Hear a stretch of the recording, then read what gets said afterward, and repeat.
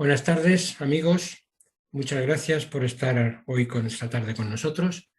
Bueno, tarde-noche, mañanas en los que estáis yendo a los mares, como decimos por aquí. Hoy tenemos con nosotros un conferenciante de excepción, no solamente por el gran investigador que es, sino también porque nos arrastra con su charla y nos lleva a épocas pasadas y remotas.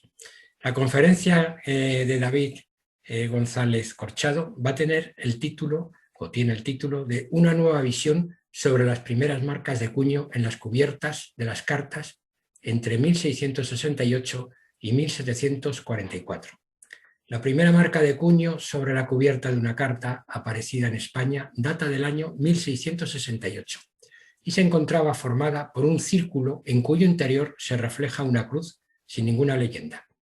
Desde 1967, en que se constató por primera vez su utilización, nadie hasta la fecha ha conseguido ofrecer una explicación coherente y asentada sobre pruebas o indicios sólidos que expliquen el origen, naturaleza y significado de este tipo de marcas que, con diferentes variantes, aunque siguiendo un diseño similar, prolongaron su vigencia hasta mediados del siglo XVIII, siendo estampadas principalmente en la correspondencia llegada desde el extranjero a España.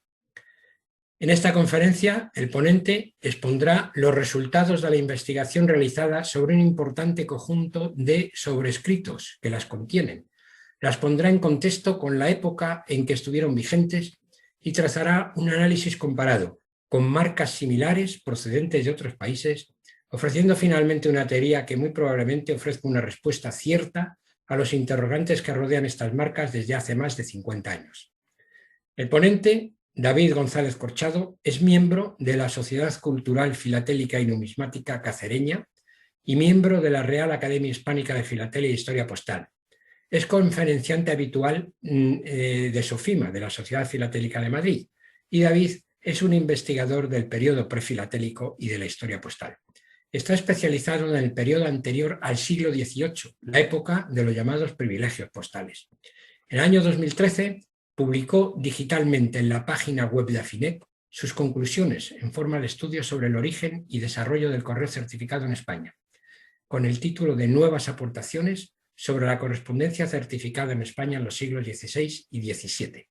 Sus áreas del coleccionismo son Extremadura en el periodo prefilatélico, Extremadura en la historia postal entre 1850 y 1900, la Guerra Civil Española y censuras militares en Extremadura, documentos fiscales entre los siglos XVII y XIX, España segundo centenario y colonias españolas. Ha dictado numerosas conferencias y ha publicado innumerables artículos sobre los siglos XVI y XVII en el Eco Filatélico y Numismático, en RF, Revista de Filatelia, y en Norma Filatélica, entre otras. Y nada más que agradecerle a David que esté hoy con nosotros y puedes empezar cuando quieras, David. Muchas gracias. Bueno, agradeceros yo a vosotros la invitación y la oportunidad que me dais pues, de compartir pues, el fruto de mis investigaciones aquí entre personas que realmente están interesadas en el tema y que estoy seguro que en el debate que espero que haya posteriormente pues, aporten puntos de vista diferentes, pues porque esto es un tema que todavía no se puede decir que esté absolutamente cerrado. Existen un montón de incógnitas, aunque creo poder dar respuesta a los interrogantes más importantes, sí que quedan muchas cuestiones que se pueden ver. Empiezo pidiendo disculpas, ya que el planteamiento de este ciclo no es de conferencias, sino de microconferencias, que suelen durar o deberían durar entre 15 y 20 minutos. Ya he visto que salvo alguno, como por ejemplo Julián, muy poca gente se ha ajustado al tiempo, así que ya empiezo diciendo que probablemente yo tampoco me ajuste a ese tiempo de 15-20 minutos y espero que sepáis perdonarme. Si tenéis cosas que hacer, si tenéis que iros a cenar, pues no pasa nada. Me apagáis y después ya, como se suben en YouTube, pues podréis verlo con más calma. Bueno, voy a hablar de un tema que a mí me ha suscitado bastante interés desde el principio, desde que me empecé a dedicar a la investigación de la historia postal, y era de unas misteriosas marcas que aparecían generalmente en el dorso de las cubiertas de los sobrescritos y que abarcaban un periodo, aproximadamente 84 años, por lo menos las marcas de las que tenemos constancia, entre 1668 y 1744, lo cual no significa que no puedan aparecer marcas anteriores y posteriores a estas fechas, ¿no? Estas marcas se han denominado de diversas formas. Como no me convence ninguna de las denominaciones que se les han dado, pues no las voy a decir, porque podríamos confundir un poco al auditorio. Y bueno, para empezar por el principio, hay que decir que el misterio de estas marcas viene suscitado pues porque hemos perdido el código, la clave de un código. Realmente nuestra vida cotidiana, pues hacemos uso o observamos diferentes códigos que dentro de lo que son los elementos de la comunicación, pues conocemos, tenemos constancia de ellos, ¿no? Por eso podemos comunicarnos ahora mismo en español o castellano, los aquí presentes, porque todos dominamos ese código.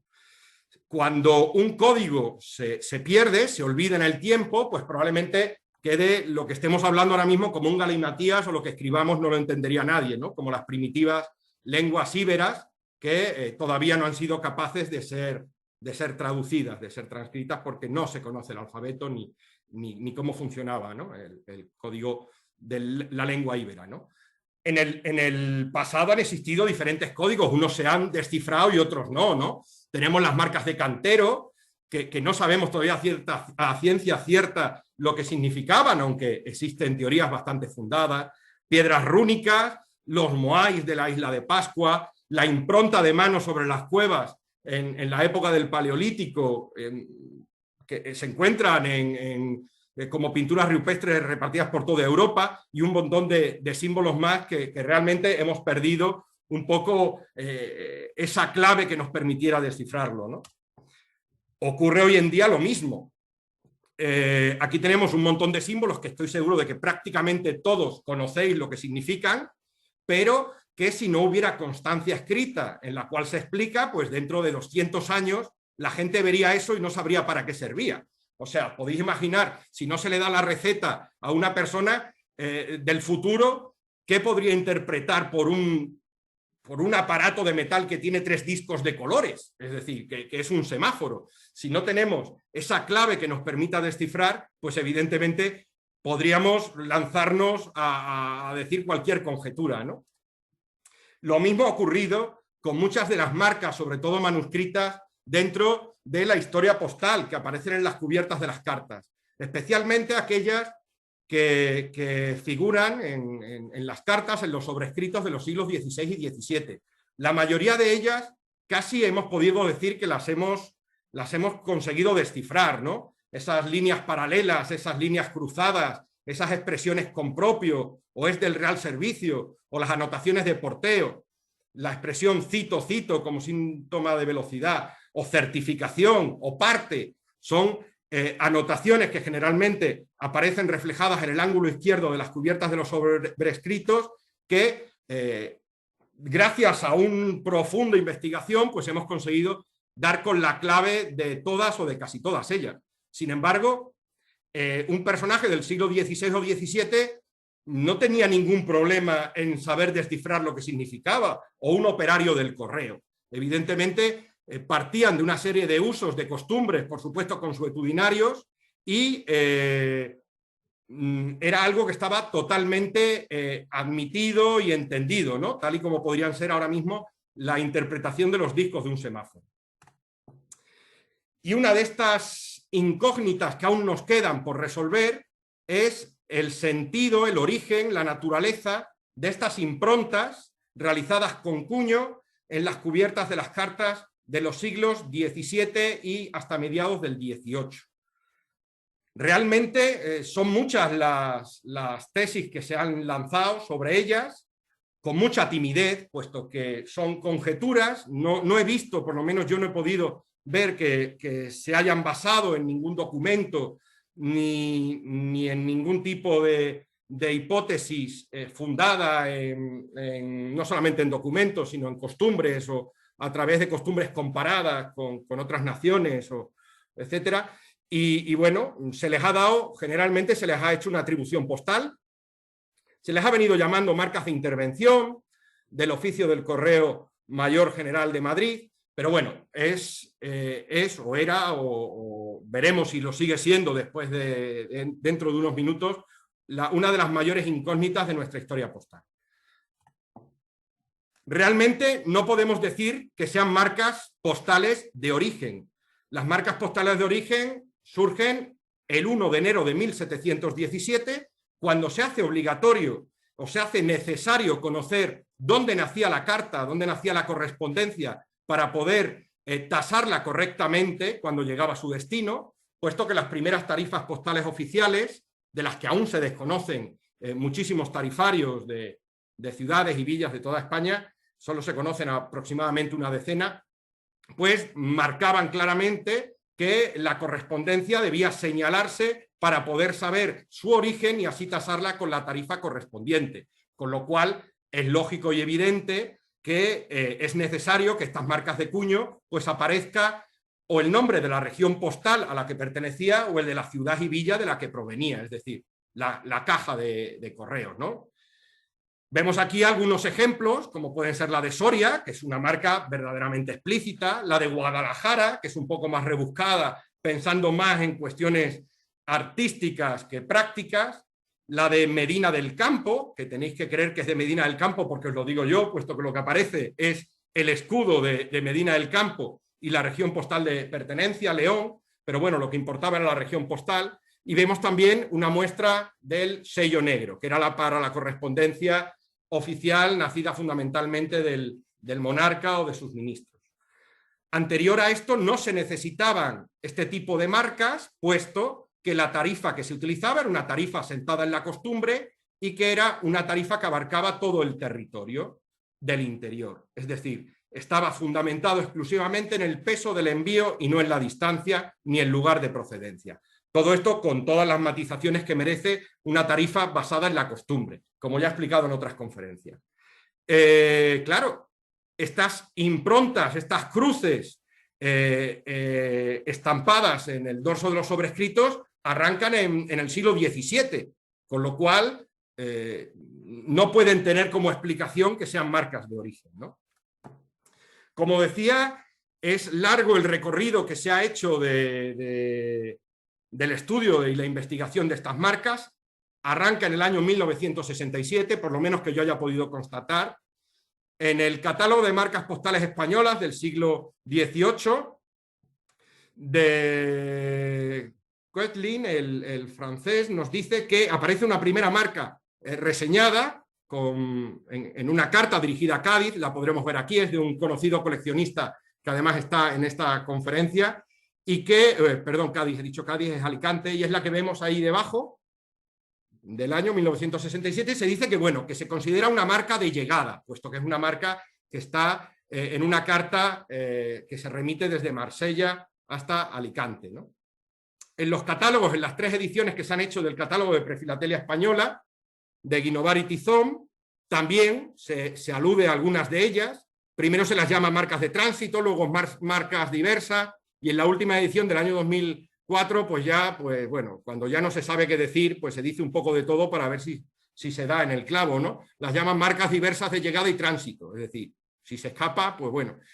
Y bueno, hace una reseña de algunas de ellas, en todas ellas reconoce que es muy discutible el origen y la naturaleza de estas marcas, pero que puede ser eso, y las atribuye a la Villa de Madrid.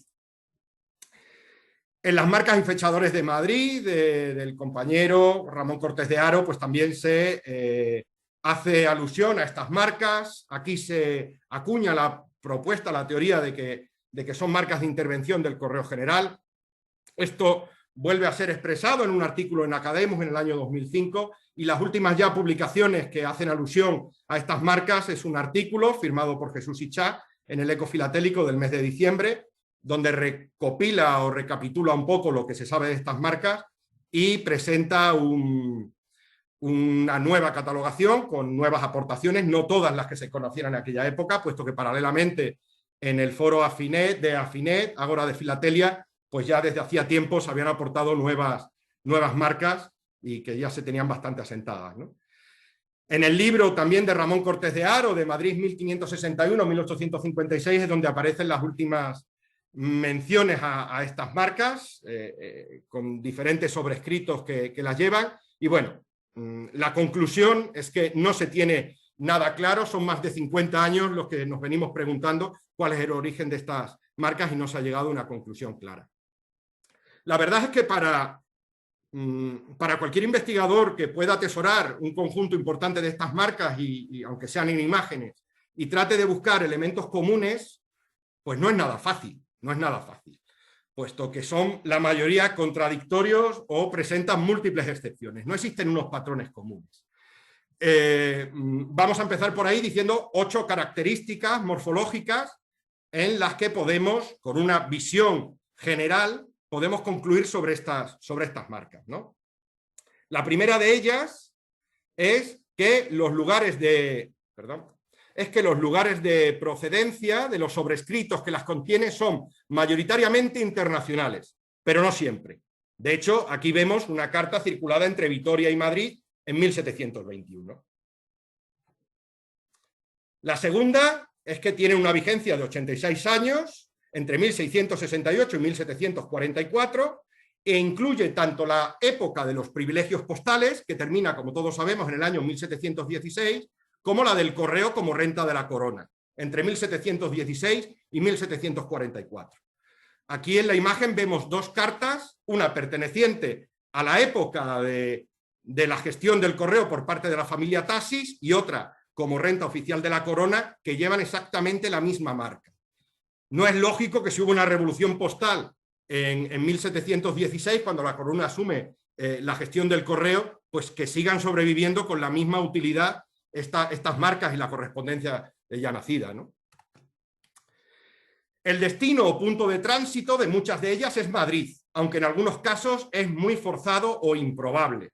Aquí vemos una que marca de Roma a Villaviciosa en 1685, con una anotación de encaminamiento por Oviedo. Aquí vemos otra que va dirigida desde París a Zaragoza.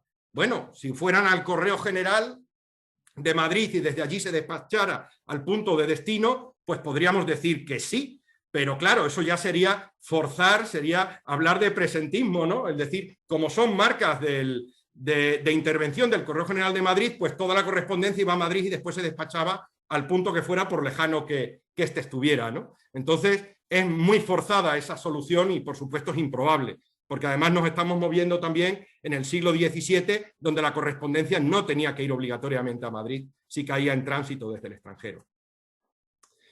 Bueno, hay que descartar que sean marcas atribuibles al remitente o al destinatario, marcas que se pudieran poner en el archivo donde se custodiaran, o marcas para señalar la identidad de la persona que la remitía, puesto que existen cartas con idénticas marcas, pero que no se encuentran dirigidas a los mismos destinatarios ni van tampoco remitidas por los mismos remitentes.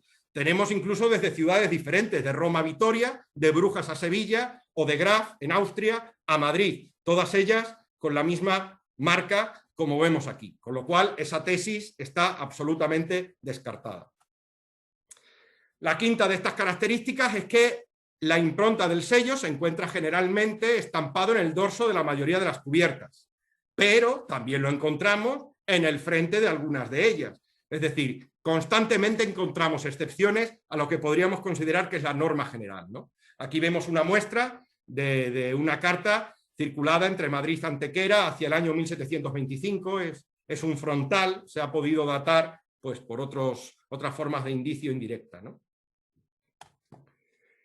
La mayoría de las marcas representan formas simples y esquemáticas a partir de cruces, de hecho se las ha llamado las cruces de Madrid, pero esto no es exacto ni es correcto, puesto también encontramos alguna marca con monograma, en este caso A y R, alguno podría leer AR, pero bueno, de esta marca hablaremos posteriormente, y composiciones figurativas como la que tenemos aquí a mi derecha en carta de Toledo a Madrid con una flor de 6 pétalos. Gran parte de las cartas contienen en el dorso una cifra manuscrita mediante guarismos, que no parece corresponderse con una numeración de archivo. Como decimos, gran parte contienen esta cifra manuscrita, significa que hay otra parte que no contiene esta cifra manuscrita. Vemos aquí que existen todas. ¿Por qué digo que no es correspondencia archivada y para llevar el control del archivo. Lo veremos más adelante. Y la octava, la mayoría de las cartas contienen algún tipo de elemento postal, como las marcas de origen, o pseudopostal, porteos no ajustados a tarifa, lo cual no los hace obligatoriamente postales, pero otras contienen anotaciones propias de la correspondencia fuera de valija, ¿no? Por ejemplo, lo que aparece en el ángulo inferior derecho, en el que dice claramente que se le tendrá que dar a una persona en sus propias manos o en su casa, en Sevilla. Esto era altamente improbable, por no decir imposible, en aquella época, puesto que el correo se llevaba a la oficina postal, a la Oficina General de Correo de Sevilla, en este caso, y desde allí pues había que ir el destinatario a recoger la correspondencia, mirando, escrutando las listas, o bien mandar a un criado. Pero era muy raro que en el anverso se ponga claramente que tiene que ser entregada a la mano. Es una carta evidentemente fuera de valija. Bien, estos son los interrogantes que nos planteamos, el que no cuadran, entonces hay que buscar un elemento común que sirva para encajar todas las cuestiones que nos cuadran, ¿no? Pero antes de ello vamos a hacer un somero repaso a las marcas que yo, por lo menos, conozco hasta la fecha. No descarto que existan más, probablemente sí, y probablemente las tenga algún coleccionista, y si ve esta conferencia, pues agradeceré que nos la hagan saber para poder incluirlas también en esta catalogación. Estas son las 11 marcas que yo considero hasta ahora, o por lo menos que han llegado en imágenes de sobrescritos a mis manos.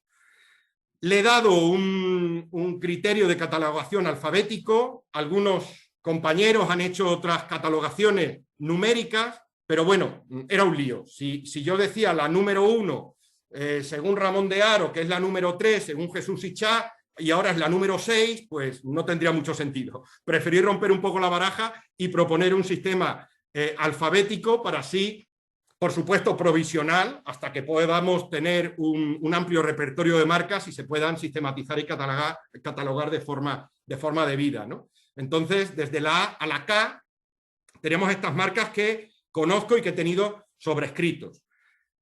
Hacemos una pequeña descripción de cada una de las marcas. Como veis, el patrón es muy, muy común en todas ellas, y los lugares donde se conocen su origen y los lugares donde se conocen de destino de estas cartas.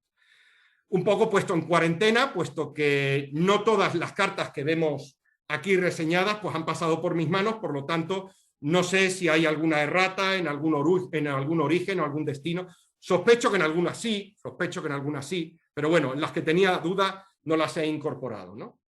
Y estas son las 11 marcas que hay. Como vemos, todas, salvo 2, representan cruces, todas, salvo una, representan elementos religiosos, y luego lo explicaré, porque seguro que alguno pregunta que esa flor si es religiosa o es figurativa, y claro, es lo que ha dado a pensar a algún investigador que pudieran tener que ver pues con algún motivo religioso, que fuera correspondencia remitida por sacerdotes, etcétera. Nada más lejos de la realidad, no tiene que ver. Bueno, y ya pasamos, sin más preámbulo, a despejar y explicar qué son y para qué servían estas marcas. Bueno, pues ya está. Aquí está la sorpresa, o aquí está la noticia, o aquí está el argumento que voy a tratar de defender durante mi conferencia. Son marcas de mercader, también conocidas como signum mercatoris. Las marcas de mercader existían desde la Edad Media, siguen existiendo hoy en día, como podemos imaginar. Las llamo signum mercatoris porque era el nombre común que se les daba en toda Europa, y así venían además especificadas en los tratados, como luego vendremos, en los tratados de heráldica, y es como podríamos decir ahora las trademark, ¿no? Vemos que las marcas de mercader nacen en Europa en la antigüedad y se popularizan durante la Baja Edad Media. Su función principal será la de identificar los cargazones compuestos por fardos, sacas, cajas y cofres que contenían las mercancías propiedad de algún comerciante, diferenciándola de las del resto durante los procesos de almacenaje o tránsito. Aquí vemos diferentes fardos en obras de arte de la época. Aquí las vemos transportadas por un arriero con un signum mercatoris en los fardos llevados por mulos, en este caso sería un acemilero, no un arriero, y aquí vemos algunas que están pendientes de ser embarcadas, aquí con su pequeña marca. No me podréis negar que morfológicamente tienen un parecido, ¿no? Pero bueno, ahora veremos que van incluso más allá. Bien, estas marcas cobran una especial importancia en el siglo XIV, hasta el punto de que en 1355 el jurista Bartolo de Sassoferrato incluyó este tipo de símbolos de artesanos y mercaderes dentro de su tratado sobre derecho heráldico, que se titulaba Tractatus de Insignis et Armis, estableciendo unas claras diferencias entre estas y los blasones y escudos de armas de la nobleza. Aquí vemos las diferencias que se establecen, puesto que los mercaderes, como veremos ahora, acabarán convirtiendo estas marcas que tenían una finalidad exclusivamente funcional, que era distinguir y no mezclar sus cargas en las bodegas de los barcos o en los almacenes donde aguardaban que partiera algún navío que la llevase, diferenciarlas de las de sus colegas, pues vemos que al final las acaban asumiendo como algo suyo y acaban convirtiéndola a través de un proceso de heraldización en signos distintivos y diferenciadores no vamos a decir de su linaje, pero sí de su casa comercial, ¿no? Vemos que los blasones nobiliarios se transmiten en herencia, las marcas de mercader rara vez pasan de padres a hijos, con lo cual la marca de mercader generalmente estaba asociada a un comerciante concreto. Un noble se identificaba solo con un blasón, un mercader podía contar con varias marcas que lo identificaran. El blasón identifica a un individuo, el signum mercatoris identifica a una red comercial. Un blasón se concibe para perpetuarse en el tiempo. La marca de mercader puede ser modificada o reemplazada con facilidad y frecuencia. De ahí el escaso tiempo de vigencia de estas marcas y que después desaparezcan sin dejar rastro. Me refiero a cada uno de los tipos que estudiaremos. Un blasón representa símbolos alegóricos, el linaje de su poseedor, en muchas ocasiones figurativos. Sin embargo, las marcas suelen ser signos simples, creados a base de monogramas o cruces. Vemos que a lo largo de todo el siglo XIV y el siglo XV, estas marcas, como decía, van a sufrir un proceso de heraldización y van a ser un sentimiento de orgullo para aquellos que las portan, hasta el punto de que las reflejan en las obras de arte, se ven autorretratados con ellas, como aquí tenemos en la segunda de las imágenes.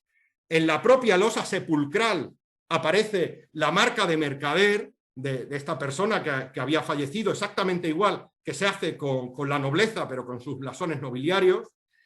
Esta imagen votiva en la que el mercader, probablemente el patrocinador de la obra, se encuentra orando hasta esta Virgen con el niño, pues aparece también su marca de mercader, y en este caso pues también la encontramos en una figura de San Juan el Bautista. Vemos que el mecenas que patrocinó esta obra también hace constar su identidad a través de la marca de mercader. Esto va más lejos, en el siglo XVI siguen todavía haciéndose retratar los mercaderes con sus marcas, aquí las vemos en los dos extremos, con lo cual se les dota de una importancia. En el tema de la creación de blasones de escudos nobiliarios y en la adquisición de tierras, los mercaderes imitaron a la nobleza. Bien, pero a nosotros lo que nos llama aquí a venir a esta conferencia ha sido el conocer el porqué de los signum mercatoris en las cubiertas de las cartas. Bueno, pues puede tener dos planteamientos y dos motivaciones. La primera es obvia. El signum mercatoris identifica al comerciante. Y aquí la vemos, la primera marca. Vengo de una conferencia, acaba de finalizar hace unos minutos antes de que empezara esta, en el que hablábamos de las marcas de comercio, y una persona de las que están escuchándonos pues hacía una pregunta: ¿desde cuándo se conocen o si existe alguna legislación que establezca la existencia de los gomígrafos? Bueno, aquí tenemos el antecedente del gomígrafo, de la marca comercial. Es del siglo XIV. Concretamente esta carta es del año 1396 y pertenece al ya conocido por muchos de vosotros, por lo menos los que habéis escuchado mis conferencias, a Francesco di Marco da Tini. Este es el signum mercatorum, representado a través del estema o escudo de la casa comercial de Francesco di Marco. Aquí le vemos representado en una imagen también religiosa, haciendo una ofrenda, y vemos que su signo, su marca de mercader, es la que se refleja en el ángulo inferior derecho del anverso de la cubierta. ¿Y por qué los encontramos estos símbolos en los anversos de los sobrescritos? Bueno, pues fundamentalmente, y como es obvio, y como ha sido después y sigue siendo actualmente, para poder reconocer la correspondencia remitida por un determinado comerciante por parte de los correos, mensajeros privados o arrieros que la transportaban. Y también servirán para ser identificadas por sus destinatarios en el marco de las relaciones epistolares mantenidas entre corresponsales, socios, factores de las compañías y empleados de oficinas o filiales repartidas por diferentes puntos de Europa. Aquí es cuando los signum mercatoris dan salto al papel y algunos mercaderes hacen retratar directamente con cartas con estas marcas expuestas, tal como el ejemplo que hemos visto antes. Aquí vemos dos retratos de Hans Holbein del año 1529 y 1533. Son dos mercaderes alemanes y en las dos se puede ver perfectamente la marca de mercader, siempre, generalmente, en el ángulo inferior derecho de la cubierta. Concretamente esta, que lleva Wolfgang Rohner, es la marca de Jacob Fugger. Es decir, todos reconoceremos los banqueros de los Fugger con los que se endeudó Felipe II, y esta era su marca, un tridente con un pequeño círculo en uno de los lados. Y como decía, las marcas de mercaderes siguen vigentes, nunca dejaron de utilizarse. Aquí tenemos diferentes cubiertas de sobres del siglo XX, de diferentes épocas, donde aquí vemos que las marcas de mercaderes siguen todavía vigentes hasta el día de hoy, exactamente con la misma finalidad que tenían antaño. Vemos aquí nuevas marcas del siglo XIV, del siglo XVI, en este caso, pues de unas casas comerciales, como hemos dicho, son marcas muy efímeras. En los archivos de correspondencia se encuentran estas marcas a lo mejor durante una década, durante 15 años, y dejan después de aparecer esta marca en concreto y aparecen otra. Era el tiempo que sobrevivía una empresa comercial, porque incluso los herederos podían perfectamente acuñar otra marca personal propia. La propia marca de Francesco Di Marco d'Atini, que existen miles y miles de cartas con esa marca, no se prolonga más allá de 1414, que es cuando fallece el protagonista, ¿no? y el dueño de esta empresa, ¿no? Vemos que algunas de ellas guardan un gran parecido con algunas de las marcas, como veremos luego. Vemos aquí un pétalo también de una flor de 6 pétalos, en este caso la marca de Alessandria, Antonio y di Alessandro e Soldani Filippozo e compañía, en Barcelona, o en una carta de Génova a Aviñón con un círculo simplemente partido en 4, ¿no? Bien, ha habido estudiosos, en España se ha hecho muy recientemente, fundamentalmente con el estudio del archivo Simón Ruiz de Medina del Campo. He tenido ocasión de hablar, de intercambiarme diferentes correos electrónicos con un investigador de estas marcas de mercaderes, evidentemente como cierre de las cartas o en los fardos de mercancía. Se llama Iván Redondo Parés y es un profesor, un doctor en la Universidad Complutense de Madrid, y tuvimos la oportunidad de intercambiar impresiones y él pudo aprender, igual que yo aprendí de él, pues él pudo aprender por lo menos de la teoría del sentido de la función que tenían estas marcas en las cubiertas de los sobrescritos. En Italia se han hecho trabajos muy profundos sobre el archivo d'Atini. Aquí vemos un repertorio de estas marcas. Algunas son prácticamente idénticas a esas marcas que vamos a estudiar nosotros, es decir, tienen una morfología idéntica o por lo menos muy similar, y aquí las vemos también en el dorso de los sobrescritos, pero aplicadas con lacre, ¿no? Os llamo especialmente la atención sobre esta, en la que aparece una A, una L y una B. Concretamente, si se puede ver aquí, que correspondía al comerciante Luis Álvarez Caldera, y ahí aparece ALB, y en otra que es prácticamente igual, con esta cruz de Jerusalén con los 4 roeles en los diferentes cuartos, vemos que es prácticamente igual. Sin embargo, todas las marcas que hemos visto hasta ahora de mercaderes sirven para identificar al remitente de la correspondencia, o bien están lacradas como cierre al dorso del sobrescrito, o bien están en un lugar muy concreto del anverso, en el ángulo inferior derecho, haciendo notar cuál es el remitente. Sin embargo, ya hemos dicho que en las cartas que vamos a estudiar, en esta Signum Mercatoris, pues no parece que esta marca tenga nada, absolutamente nada que ver con la identidad del remitente ni la del destinatario. Bien, pues mi tesis es que estos Signum Mercatoris lo que van a hacer es constatar un servicio de encaminamiento o conducción de la correspondencia a través de un agente comercial. Es decir, son marcas de encaminamiento, fundamentalmente. Esto se van a encontrar dentro de lo que puede ser el concepto del correo de mercaderes, que lo estudiaremos ahora un poquito más en profundidad. Aquí os propongo una carta que disecciono, pertenece a la colección de Ramón Cortés de Haro, la tenemos abierta y vemos los elementos en los que está la marca al dorso, por supuesto. La data de la carta está fechada en Roma, el 19 de diciembre de 1668, y, según mi tesis, fue conducida hasta España a través de un convoy de mercancías. Una vez llegada a Madrid, fue posiblemente marcada con el Signum Mercatoris de la casa comercial que realizó el servicio y depositada en un centro de recepción de correspondencia, que bien podría ser la propia sede de la casa comercial o una taberna, donde sería retirada por su destinatario previo pago del porte. Y aquí vemos diferentes elementos, como digo, la data, el porte medio real.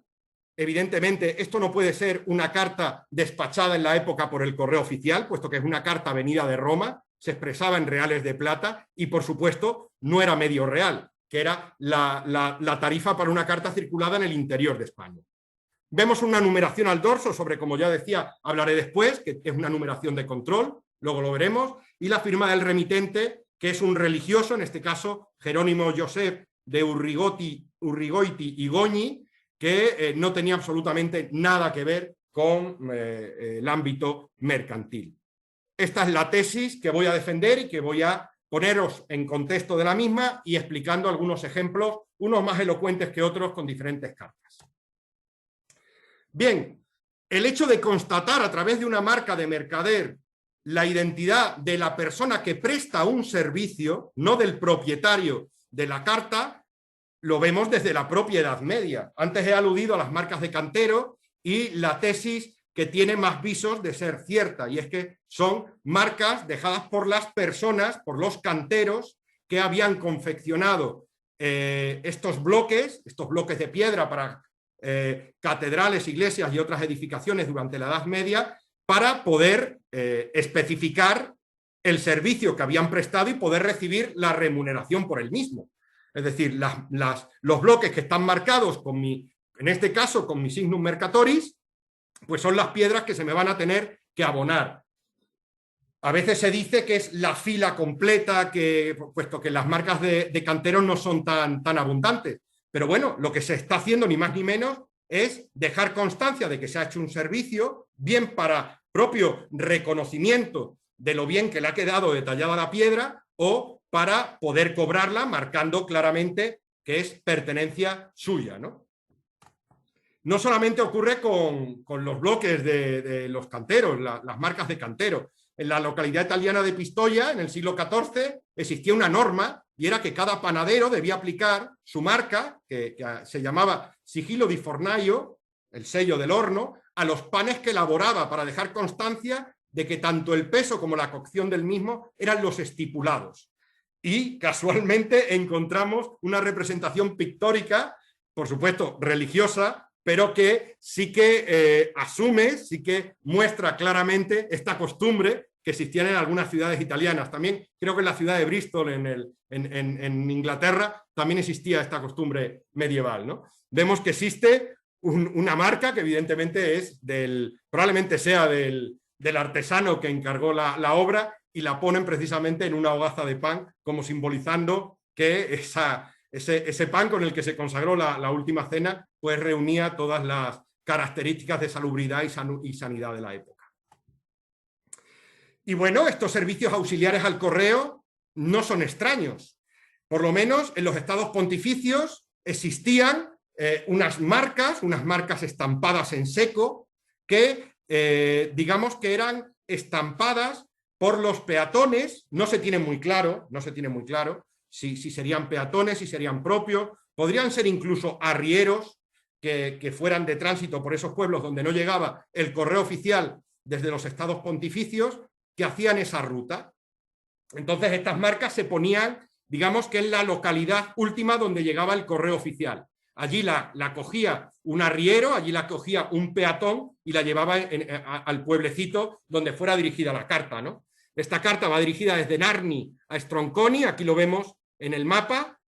La carta llegó hasta Terni, en Terni la cogió el peatón, estampó 2 improntas de la marca que presumiblemente representan sus iniciales, BGC, y la llevó hasta Stroncone, una localidad muy pequeñita donde no llegaba el correo oficial. Estas marcas son muy corrientes en los estados pontificios y se prolongan hasta bien entrado el siglo XVIII, casi hasta el siglo XIX.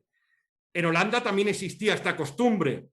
El sistema de barcazas para cruzar los canales en dirección a Rotterdam, los barqueros en la correspondencia oficial también hacían constar sus marcas también a través de sellos en seco para ese tránsito fluvial, como digo, para sortear los canales y no tener que hacer un desvío. Todos conocemos, o la mayoría, la geografía de los Países Bajos para imaginar que un tránsito terrestre era muy difícil en aquella época gracias a la cantidad de canales que existían, ¿no? Pues estas marcas también eran estampadas por los barqueros, simbolizando que se había efectuado ese servicio.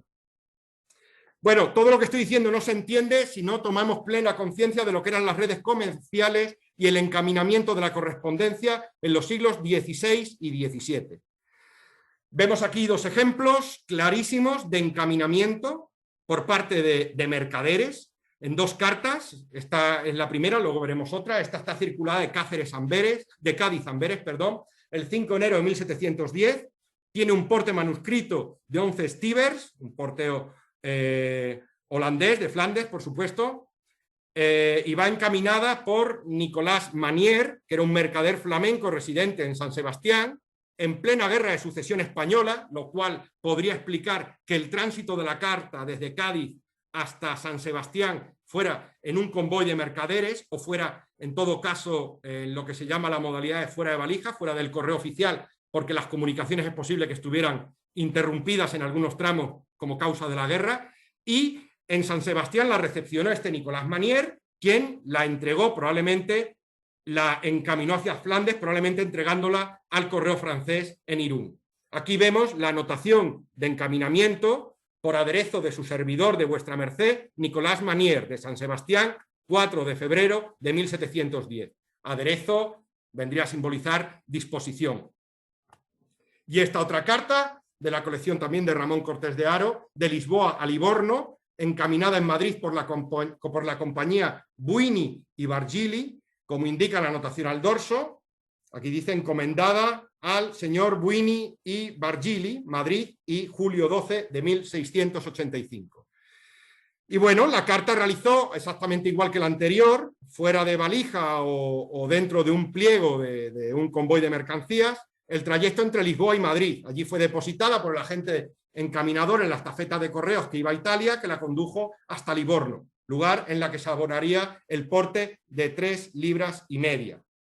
Y aquí a la derecha vemos otra carta que me parece sumamente interesante, en la que parece ser que el tránsito se hizo enteramente por correo de comerciantes y se hace constar en el ángulo inferior izquierdo la casa comercial que prestó el servicio, en este caso Corsini. Es una carta que va dirigido directamente a Florencia desde Mallorca, probablemente el tránsito fue a través de una nave y ese tránsito lo hice a través de una red de comercio, probablemente de la familia Corsini, que bueno, familia ennoblecida y que dentro de su linaje pues incluso hasta nacieron papas, ¿no? Y bueno, no hay nada mejor para conocer la forma de pensar y la forma de proceder en los siglos pretéritos que leer la correspondencia y los libros de la época. He tenido acceso, gracias a la tesis doctoral de un estudiante, al archivo epistolar del mercader Felipe Moscoso de Alicante, donde en una cantidad ingente de correspondencia, pues aparecen prácticamente en todas ellas, y estoy hablando de cientos de cartas, alusiones al encaminamiento. Es decir, ahora lo veremos, un comerciante tenía una obligación moral con el resto de sus colegas, puesto que él también era beneficiario de estas redes de encaminar la correspondencia a través de sus propias vías, a través de su propia red comercial hasta destino. El correo llegaba hasta donde llegaba. Sin embargo, gracias a las redes de comercio, el correo podía encaminarse hacia los lugares más alejados, ¿no? Aquí vemos, voy a leer solo algunas, las más curiosas, ¿no? En esta, la primera, por ejemplo, las cartas que vuestras mercedes me mandaron encaminar para Málaga se dieron en propias manos y aunque ofrecieron la respuesta, no la he recibido. Es decir, dentro de la correspondencia que yo puedo mandar entre un punto y otro, está la correspondencia para que esa persona la haga llegar a otro destino. Es decir, actuando como un agente encaminador, como un puente de comunicación. Esta segunda es muy curiosa. Dice, vemos cómo las lanas se remitieron a Villarreal, a Marsella, quiere decir Marsella, por la cual vía suplicamos a vuestra merced no encaminar nada para nos ni aun cartas, porque las telas que dicho dio al amigo Sabater, hemos tenido aquí con el padre de dicho Villarreal algunas diferencias y no les queremos ocupar en nada. Lo que a vuestra merced se le ofrezca mandar, no tanto cartas como otra cualquiera cosa, por vía de Marsella, lo puede vuestra merced hacer a los señores Lorenzo e Pietro de Silva, con orden para que nos lo remitan, que son buenos amigos. Aquí vemos cuando cesa la colaboración de encaminamiento con un comerciante en el momento en que las relaciones comerciales entre ellos pues se vuelven agrias, desaparecen, ya no me volvéis a encaminar la correspondencia a través de esta persona, hacerla con esta otra que también está en la misma localidad y con él sí tengo una buena relación, ¿no? Vemos que algunas incluso hasta son encaminadas hasta puntos como Orán, aquí vemos en Cartagena, Cádiz, Madrid, de Barcelona, es decir, vemos que todas existen. Aquí vemos que a través de una chalupa que ha llegado a Génova, es decir, utilizan los medios más insospechados, ¿no? Y así es como funciona una red comercial. Es un término que existe hoy en día. Yo he cogido una denominación actual, le he dado unos toques para hacer que parezca del siglo XVI, pero básicamente es lo mismo. Es un conjunto de colaboradores de una empresa, pertenezcan o no a ella, que se dedican a promover, negociar, comprar o distribuir en una zona determinada los productos o servicios que ésta confecciona o comercializa. Dentro de esta estructura estarían incluidos los propios mercaderes, compañías comerciales, barcos, maestres, factores, corresponsales, traficantes, clientelas. Esta red incluiría todos los caminos o canales de comunicación y distribución mercantil, es decir, el itinerario o combinación de itinerarios utilizados por el productor para relacionarse con todos sus demás colaboradores o agentes. Cada uno de los colaboradores o agentes podría disponer a su vez de otras redes comerciales o de información propias e independientes que permitirían la interconexión entre ambas a la hora de extender exponencialmente el alcance de las comunicaciones. Y aquí vemos un ejemplo muy gráfico de cómo funcionarían. Apenas se ven los pequeños nexos que unen, pero bueno, en rojo o en rosa están los que pertenecen dentro de la red comercial de esta persona y en azul la interconexión que existe con otras redes comerciales, con lo cual vemos que las posibilidades de comunicación se elevan exponencialmente para llegar casi a cualquier punto de la civilización de entonces.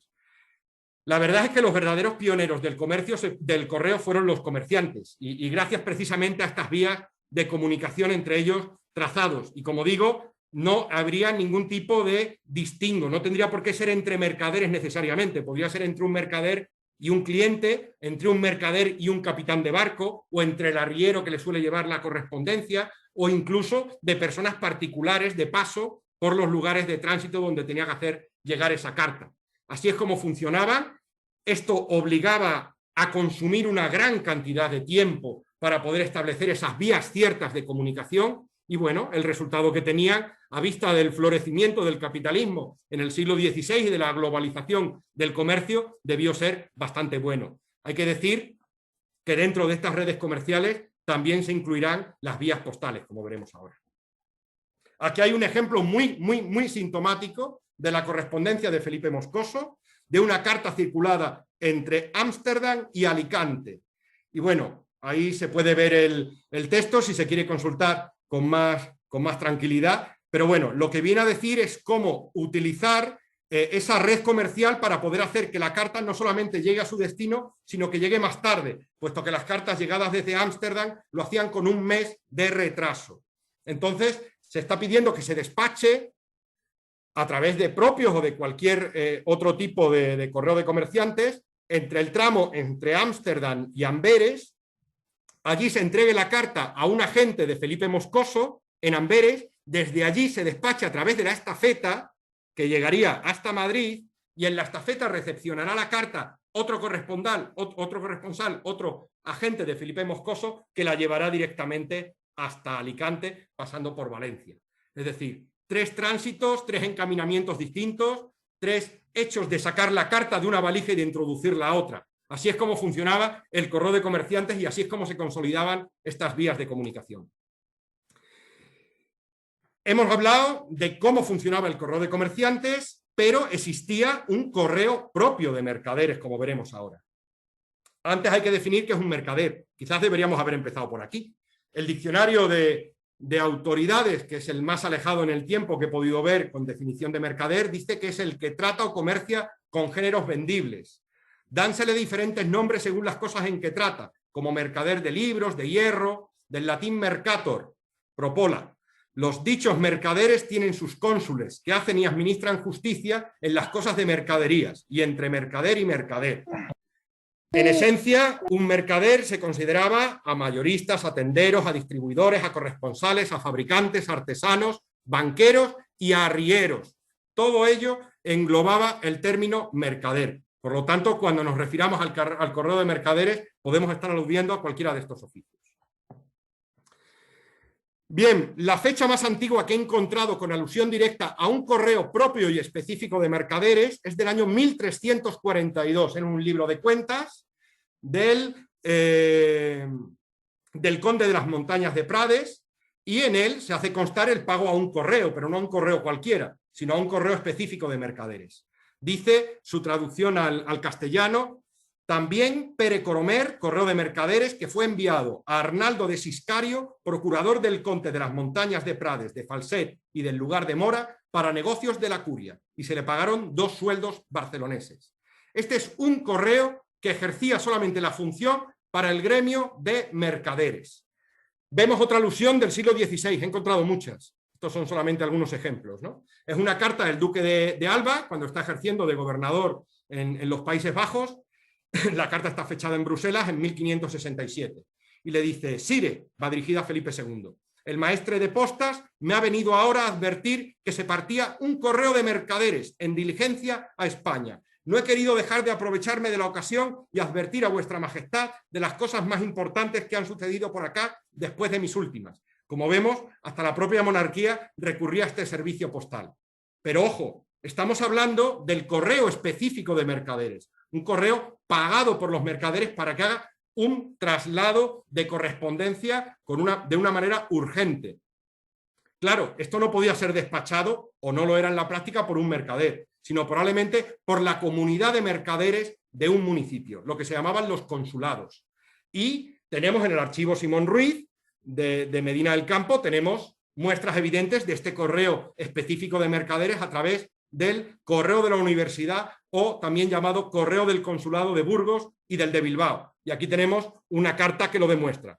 Es una carta de Bilbao a Medina del Campo en 1565, con una anotación de encaminamiento, con correo de universidad. Se refiere a la Universitas Mercatorum, es decir, a todo el conjunto de mercaderes, en este caso de la ciudad de Bilbao o de Burgos, que era donde estaban, y era un correo específico que se encargaba de despachar la correspondencia generalmente urgente de los comerciantes de esa ciudad.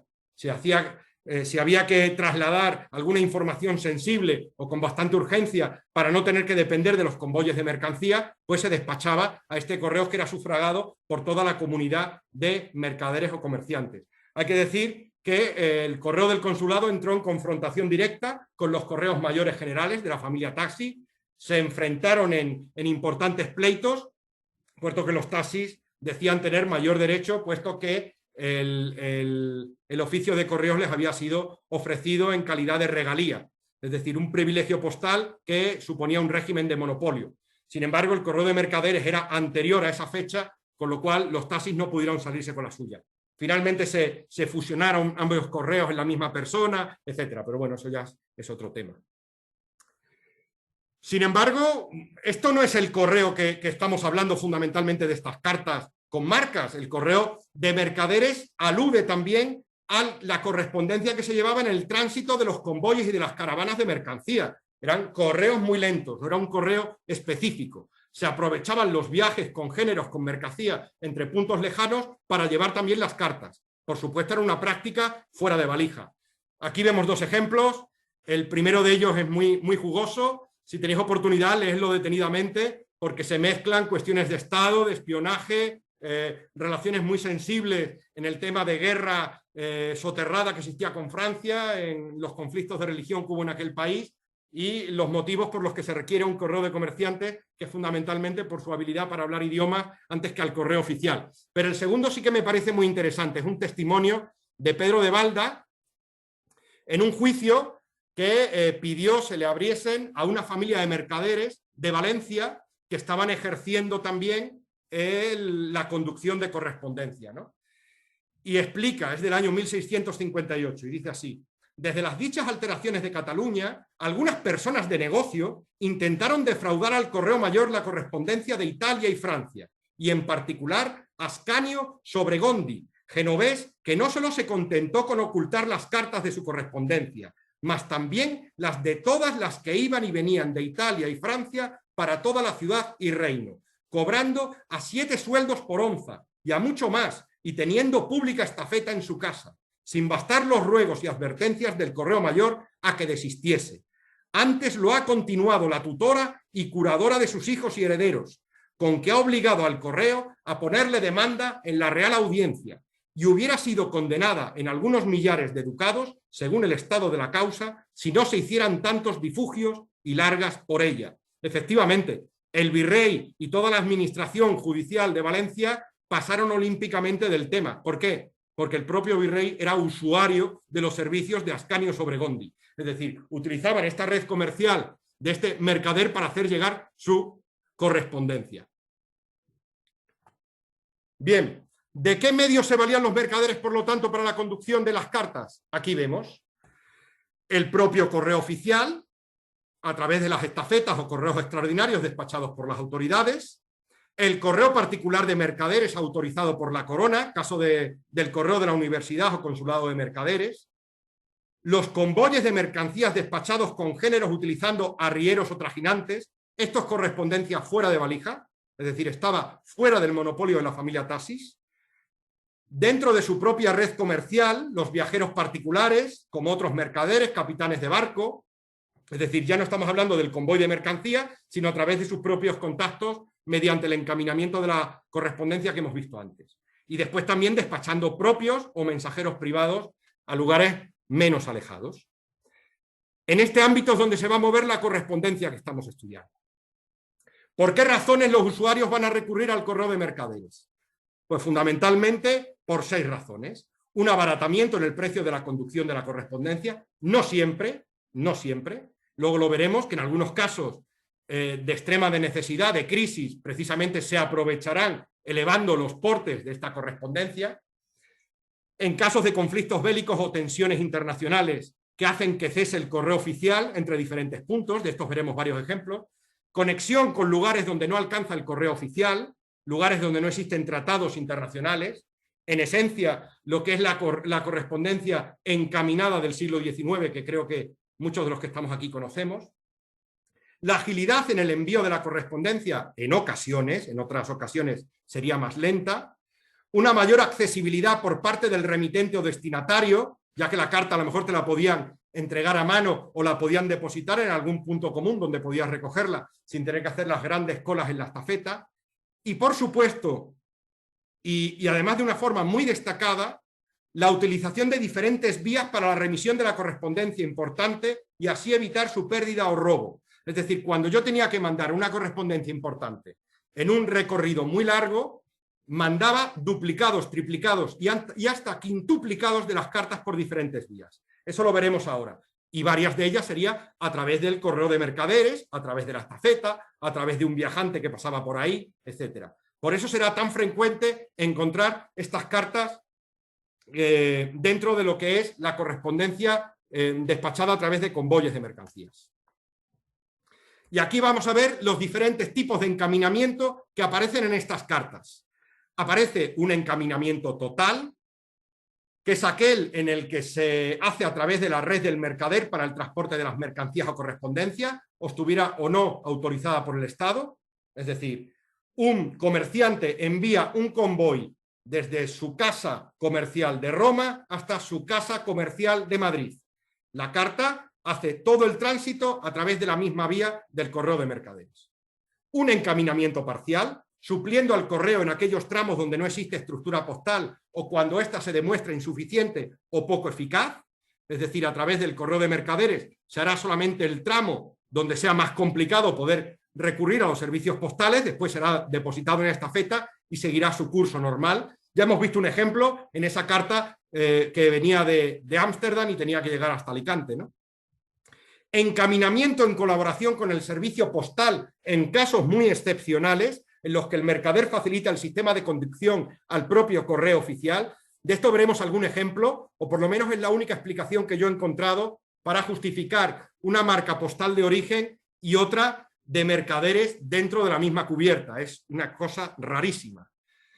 Y después, el servicio de mensajería, recaderos y cosarios, autorizada o no autorizada por el Estado. El propio mercader ejerce el oficio de conductor de correspondencia de manera oficial. Ya hemos dicho que se consideraban mercaderes a los cosarios y a los recaderos. Entonces, una agencia de transporte de correspondencia es en sí correo de mercaderes y por lo tanto es susceptible de que este servicio se pueda marcar a través de un sello como el que estamos estudiando. Y los ejemplos más claros los tenemos en el análisis de varios ejemplos de cartas con los signum mercatoris. Bien, tenemos la primera de ellas, voy a ser muy rápido para que lo podamos ver. Estas cartas están sacadas del archivo del histórico de la nobleza. Son cartas remitidas por un corresponsal del Marqués de la Torre del Fresno, Manuel de Velasco, que se encuentra en Milán velando por los negocios del marqués y le envía abundante correspondencia, con lo cual se ha podido estudiar las dos cartas que aparecen con estas marcas, se ha podido estudiar dentro de un contexto aún mayor que nos dan esas respuestas, ¿no? Gracias a estas cartas y a la lectura de sus contenidos hemos podido ver las vías de las que se valían para hacer llegar la correspondencia a España. A través de la vía del correo ordinario, el llamado ordinario de Italia, ordinario de Roma, que realizaba este tránsito en negro, a través de los correos extraordinarios despachados por el virrey, eran correos enviados con urgencia, correos que suponían un alto coste y que solamente se justificaban cuando había que despachar negocios muy importantes y muy confidenciales. En este caso el mercader se valía de esos correos para poder introducir bajo el pliego de algún ministro del rey pues la correspondencia que le tenían que dar al Marqués de la Torre del Fresno. Así es como funcionaban, ¿no? Y después teníamos 4 vías a través del correo de mercaderes. Una que en las cartas la llaman vía de Francia, otra a través de la vía de Génova, otra a través de la vía de Roma y otra a través de la vía de Flandes. Sí, la vía de Flandes. O sea, fijaos en marrón el rodeo que tenían que dar para poder llegar con la correspondencia a España. Esto se realizaba a veces cuando existía alguna guerra que impedía que pudiera realizar un tránsito francés. En este caso se podía hacer desde Bruselas, se podía coger directamente el barco o bien un tránsito terrestre. Pero estas eran las diferentes vías de las que se valían. 4 de ellas a través del correo de mercaderes. Bueno, por supuesto esta carta fue despachada a través de la vía de Roma, tal y como se alude en diferentes cartas haciendo alusión. Esta carta se desarrolló dentro de la guerra de devolución con Francia. Es una guerra que hizo que se cerraran todas las fronteras, puesto que el frente de batalla pues, se encontraba en toda la frontera de los territorios españoles de Europa con Francia, y la única cesó, así lo dicen en la correspondencia, el despacho de los ordinarios y del correo extraordinario, y entonces la única opción es que se pudiera despachar a través del correo de mercaderes de Roma, como aquí lo vemos. Esto queda atestiguado con otras 5 cartas que parten de Roma. Bueno, una de ellas parte de Marsella, con esta marca, lo cual nos hace pensar que desde Roma se pudo haber hecho por vía de mar una escala en Marsella y haber seguido en Madrid. Es posible que la red comercial principal de este mercader fuera precisamente esta. Y esta carta es para una casa comercial que desconocemos su nombre, pero ubicada en Roma, con su sede en Madrid y como mínimo en Marsella. Como hemos dicho, esta correspondencia se desarrolla dentro de lo que fue el conflicto bélico con Francia entre 1667 y 1668, llamada la Guerra de Devolución, y aquí vemos el frente de batalla. Aquí a la derecha quedaría Milán, con lo cual quedaban cortados prácticamente todos los tránsitos de la correspondencia, con lo cual se vio obligado a utilizar la vía marítima para poder llegar a España a través de la vía de Roma, como se llama en la carta, ¿no? Y vemos esta carta. Esta carta es una de las más interesantes de todas las que he podido estudiar, porque nos ofrece el quién, el cuándo y el cómo. Es un trabajo complejo porque ha habido que deducir y que interpretar muchas cartas por poder hacernos una idea de lo que hay. Esta carta vemos que tiene una marca, una carta con un monograma y, bueno, ya nos ofrece una pista. Ya nos ofrece la pista de que la persona relacionada con esta marca pues tenía una A y como mínimo una R, una I, ahora veremos por qué. Y bueno, ¿cómo hemos llegado a la conclusión de la vía por la que hizo su conducción esta carta? Bien, en una carta posterior, esta carta está fechada el 14 de agosto de 1668, vemos que en una carta del mes de septiembre hace alusión a las cartas que ha enviado anteriormente para saber si las ha recepcionado. Dice, el 14 de agosto, fecha de esta carta, escribí a vuestra señoría con cubierta al señor de Peñaranda por vía del ordinario y por la vía de Francia. Y por la vía de Francia remití el duplicado en pliego de Juan Bautista Crota. Y la que va con esta es el triplicado, que remití en 5 de junio por duplicado sobre Antonio Stopani, habiéndose remitido desde Novi el principal a manos de Juan Bautista Crota para entregarla a vuestra señoría. Bien, claro, aquí dice que envió por la vía de Francia, remitió el duplicado, empleo de Juan Bautista Crota, pero también dice que el día 14 de agosto remitió la misma carta por el ordinario.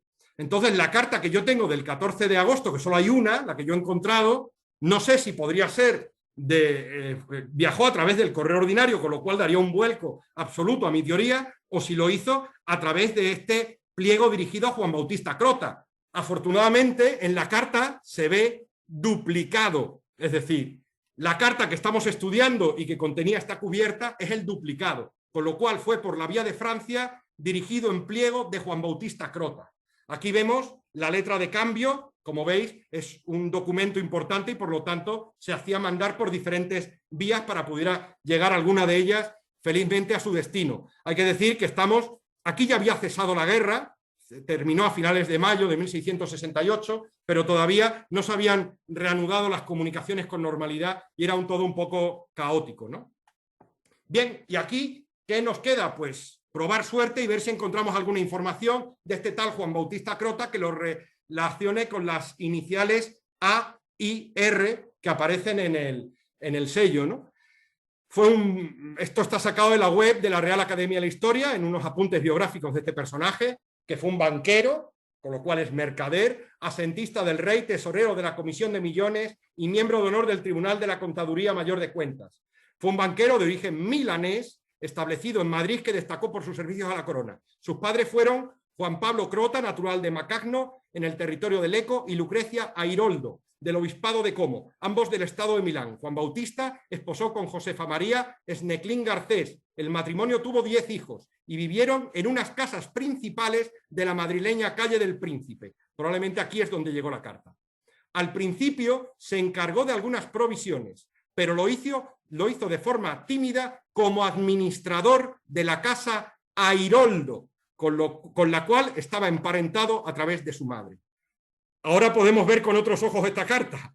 Vemos que este palito que comparten la R y la A puede ser una I que se encuentra contraída, de manera que la marca comercial representaría las iniciales del nombre de la casa comercial Airoldo. Creo que no cabe ninguna duda de que esta es la única marca comercial que podemos identificar con certeza perteneciente a esta casa comercial, esta casa de mercaderes, que se encargó del transporte de la correspondencia, entre otras muchas más cosas, entre Milán y España. Hacen alusiones a este tal Juan Bautista Crota, dice, podrá servirse enviar a casa de Juan Bautista Crota, por si va a él remitida la carta para vuestra señoría, o a la estafeta por si hubiese remitido suelta. Es decir, si la carta va bajo pliego, que vaya dirigida a nombre de Juan Bautista Crota. Si va a ir suelta, que se tramite a través de la estafeta, de un ordinario.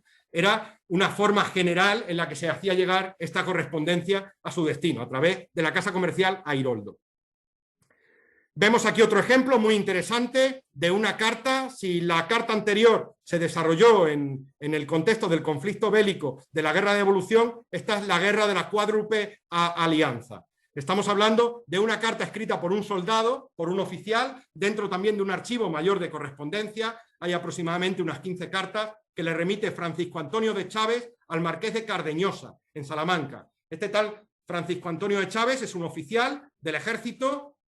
Por las calamidades que pasó, no debía contar con una buena situación económica durante su estancia en Sicilia. Y bueno, generalmente pues le está pidiendo, le cuenta los hechos de armas que se desarrollan en la toma de Sicilia y aprovecha para pedirle dinero. Una de las alusiones que hace, hay que decir que en el transcurso de esta guerra hubo un bloqueo de la isla. La Guerra de la Cuádruple Alianza fue protagonizada por España contra 4 potencias europeas, los Países Bajos, Inglaterra, el Sacro Imperio y Francia. Y bueno, fue porque Felipe V, perdón, en esencia no quedó contento con el Tratado de Utrecht y de La Haya y quiso recuperar por la fuerza los territorios italianos perdidos después de la Guerra de Sucesión Española. Se produjo una conquista, una invasión de la isla por parte de las tropas españolas, de la isla de Sicilia y de Cerdeña, y bueno, estas son las peripecias de uno de los soldados, ¿no? Se queja de que no ha recibido carta del marqués, se ve que no le hacía mucho caso, y bueno, dice que hubo hace pasados días una flota de cartas en la que no quedó nadie sin su carta salvo él, con lo cual el marqués parece que se desentendía bastante del tema. Hay que decir que la isla de Sicilia, concretamente en el lugar donde se encontraba este soldado, en Milazzo, que fue una ciudad que tomaron los españoles en la que vencieron a los austriacos en una batalla muy importante, que después sufrió un asedio la ciudad, quedó totalmente cortadas las comunicaciones por parte de la escuadra naval británica que venció a los españoles en la batalla de Pesaro, y vemos que hay otras cartas que tienen marcas postales de origen, concretamente 2 de Barcelona y una de ellas de Cartagena, en Murcia. Aquí la vemos muy débil, las otras sí se distingue bien, son marcas postales de origen, son las primeras marcas, son de los años 1718 y 1719, y bueno, lo que vienen a entender es que esta carta generalmente era entregada a algún viajero, a algún soldado, a algún militar que iba camino a España. Este soldado se la entregaba y en el puerto donde arribaba el viajero, pues la entregaba al correo. En este caso, en el puerto de Barcelona, en estas 2 ocasiones, o en el puerto de Cartagena, en esta tercera. Y desde allí realizaban su tránsito postal hasta Salamanca, por vía de Madrid, como aquí vemos. Vemos que el soldado pone siempre medio real. Medio real era a lo que ascendía la tarifa de costumbre para una carta sencilla. Fue rectificada en el caso de Barcelona a 7 cuartos y en el de Murcia, en el de Cartagena, a 5 cuartos. Son rectificaciones que se hicieron porque ya existían unas tarifas postales. Desgraciadamente no tenemos las tarifas postales de Salamanca, con lo cual no podemos saber si estas tarifas estaban ajustadas a tarifa. Aunque probablemente sí, estos porteos estaban ajustados a tarifa, aunque probablemente sí lo estaban. No pasa lo mismo con la anterior carta, que como hemos visto, está rectificado de medio real a 2 reales. Con lo cual, ¿qué deduzco? Pues que esta carta fue despachada a través de correo de mercaderes. Vemos aquí la vía normal de las cartas en rojo y en azul, que constan de marcas postales de origen, y en verde la hipotética ruta que pudo hacer la carta con la marca de mercaderes. Desde Milazzo, algún tipo de convoy de mercaderes pudo sortear el bloqueo inglés, posiblemente hizo una ruta a través de la península italiana hasta llegar a España por vía de mar, puesto que Francia estaba en guerra, y bueno, es una hipótesis de cómo pudo realizarse. Pero tanto en lo desmesurado del porteo como en las circunstancias concretas y la diferencia con la otra correspondencia, yo estimo que fue a través de correo de mercaderes, tal y como testigua esa marca que veremos en otras cartas, ¿no? Aquí vemos otra que también tiene que ver con una época de conflicto. Aquí estamos hablando de la guerra de sucesión de Polonia. Esta es una de las cartas que más me han desesperado. Fue descubierta por aquí el compañero Eduardo Martín en Ceuta, en el archivo municipal de Ceuta, y lo extraño de esta carta es que tiene una marca postal de origen de Roma, de la oficina española en Roma, que se anticipa, creo que en 14 años, a la primera utilización conocida de esta marca, y que además tiene una marca de mercaderes al dorso. Complicadísimo. ¿Qué interpretación puedo hacer de esta carta? Pues que efectivamente el correo oficial se valió de las redes comerciales para poder hacer su correspondencia, no sin antes fecharla. La carta va remitida por el cardenal Belluga, que era un importante personaje de la época de Felipe V, con lo cual no creo que utilizara ningún tipo de subterfugio para hacer llegar su correspondencia. Simplemente que es posible que por ser teatro de operaciones, la península italiana, sobre todo toda la zona norte, se tuviera que despachar esta carta porque a lo mejor tenía cierta urgencia a través del correo de mercaderes por vía marítima. Esa es la interpretación que hago. Esta otra es curiosísima, representa el ejemplo de una carta en la que no existen relaciones postales entre el lugar de origen y el lugar de destino, en este caso el Sacro Imperio romano-germánico. Para ello nos basamos en las tarifas postales internacionales de cartas venidas al extranjero desde el año 1719, en el que contempla la correspondencia venida de Inglaterra, de Francia, de Italia, de Flandes y los Países Bajos, pero no la correspondencia del Sacro Imperio. ¿Por qué razón? Porque a pesar de que la Guerra de Sucesión Española con el Tratado de Utrecht había terminado en 1713, el archiduque Carlos seguía sin reconocer a Felipe V como rey de España, con lo cual las relaciones entre el Sacro Imperio y España eran nulas porque los dos países estaban oficialmente en guerra, con lo cual no se estimó oportuno establecer un convenio postal que apareciera en las tarifas desde el extranjero de este año. En el año 1728, el conde de Alcaudete se encontraba exiliado en Austria, puesto que había sido uno de los valedores del archiduque Carlos, con lo cual cuando perdieron la guerra pues se marchó al exilio y hace llegar pues la carta a través de probablemente, o yo por lo menos estimo, el correo de mercaderes con la misma marca que la anterior, concretamente. La red comercial de esta casa debió ser inmensa. Y vemos que el tránsito muy probablemente a través del correo de mercaderes se hizo atravesando toda Alemania hasta Francia. Vemos que aquí hay una marca francesa de Autriche, de Austria, para la correspondencia venida desde Austria. Se entiende que Francia sí tenía convenio postal con Alemania y que aquí sí fue depositada en el correo francés, donde realizó su tránsito hacia España. Por lo menos esta es la lectura que yo hago. Hay un porteo de 5 reales que podría ajustarse perfectamente a la tarifa de las cartas venidas, o al menos así me ha ayudado en este caso bastante José Antonio Herraiz, en las cartas asemejadas desde Holanda y Flandes. Aquí vemos que 5 reales de vellón podrían ser las cartas venidas desde esos territorios, puesto que de Alemania no existía una tarifa específica, se porteó como carta venida de los Países Bajos. Esta también es muy interesante. Esta viene a ser básicamente una carta de porte, la estampación es muy fea de esta marca comercial, pero me parece interesantísimo por el contenido que refleja la propia carta. Es una carta que manda el príncipe de Santo Buono a Vicente Bonavida, contador de rentas de la ciudad de Alicante y también un agente suyo de comercio. Está fechada en 1724 y en ella dice así: amigo y señor mío, con el presente galerero Cristóbal García, envía el señor príncipe de Maserano, mi hijo, 8 fardos, está rectificado, son 12 fardos, que suplico a vuestra merced recobrarlos cuando lleguen y hacerlos guardar en su casa para entregarlos después a la persona o criado de dicho señor príncipe que irá ahí, que entregará a vuestra merced otra carta mía para hacerse cargo de ellos. La carta la transportó un galerero y este galerero es el conductor de un carromato de grandes dimensiones, lo que hoy sería un tráiler, esto es una galera, y está porteada con medio real, correspondencia fuera de valija que percibió el galerero que llevó esta carta. Pero lo curioso es la anotación que hace Vicente Bodavida al dorso de esta carta cuando la recepciona. Dice: excelentísimo señor príncipe de Santo Buono, acompaña 13 fardos cerrados y sellados que han de enviarse a Génova con un criado del señor príncipe de Macerano.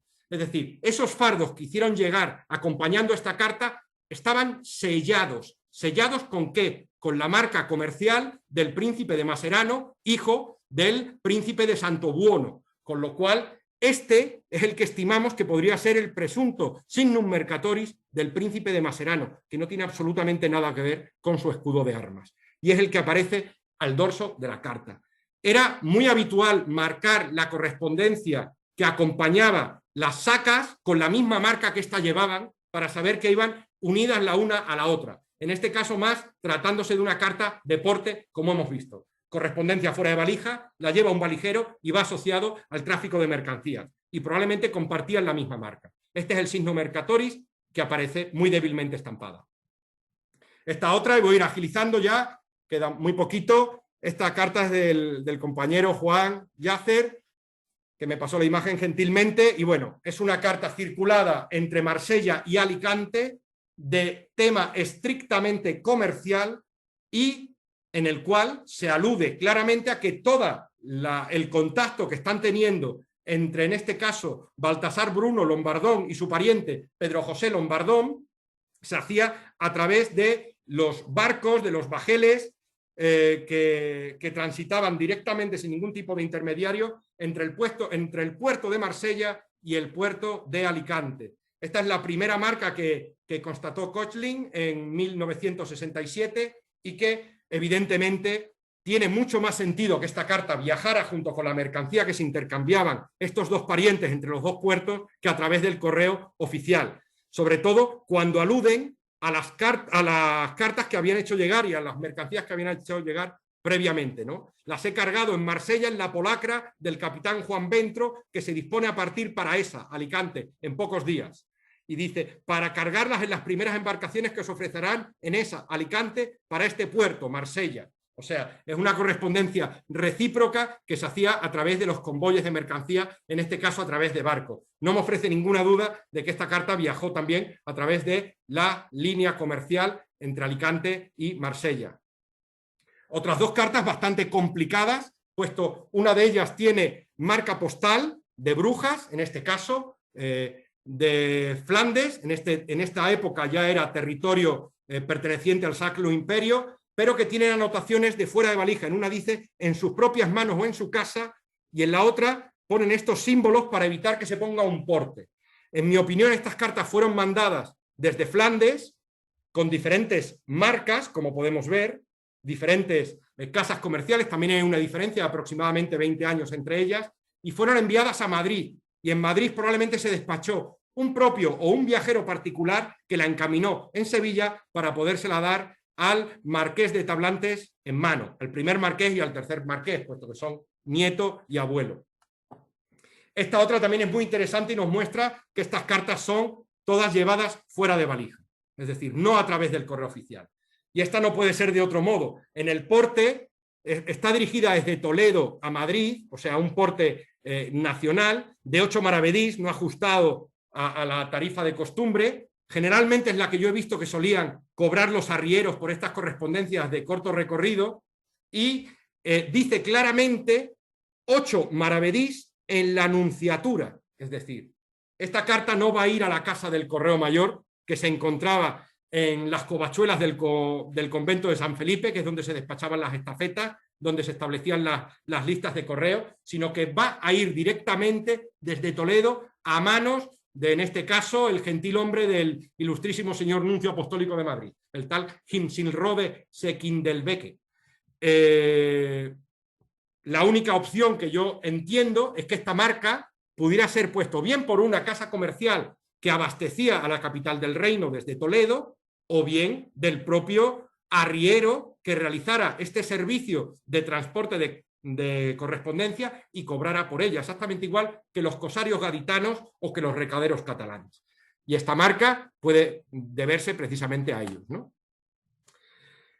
Y otra carta, creo que es la última, dirigida, son dos, la 10 y la 11, con esta marca, con la cruz de Santiago, una puesta en el anverso de la cubierta y otra en el reverso, y que tienen exactamente el mismo razonamiento que en la anterior.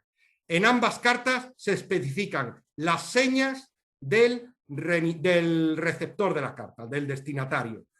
Una carta en aquella época no tenía necesidad de establecer el lugar donde vivía, puesto que las cartas iban todas a casa del correo mayor. Por supuesto, la tarifa, los portes de la carta no se ajustan a la tarifa de 1716 y van dirigidas, una desde Vergara, la otra va desde Oviedo y una va dirigida a la calle Fuencarral, frente del Carpintero, y la otra va, dice que es un mercader que está viviendo en la puerta de Guadalajara.